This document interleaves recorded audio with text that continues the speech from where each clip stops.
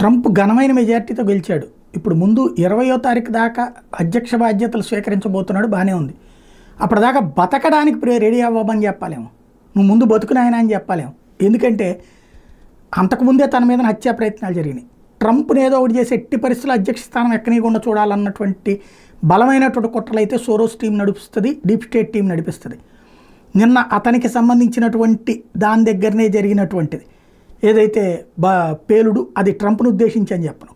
కానీ inspector general DOJ అఫీషియల్స్కి సంబంధించి గతంలో జరిగినటువంటి సంభాషణలు, ఏదైతే ట్రంప్ గురించి జరిగిన కేసుల వెనకాల కుట్రుందని తాజాగా తేల్చారు.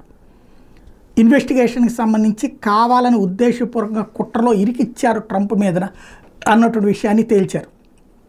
అక్కడ ట్రంప్ కార్యాలయంలో దొరికినటువంటి ఏది అత్యంత రహస్య పత్రాలు అక్కడ ఉన్నాయంటే అది ట్రంప్ దగ్గర ఉండటం కామన్ అని చివరికి కోర్టు కూడా చెప్పింది.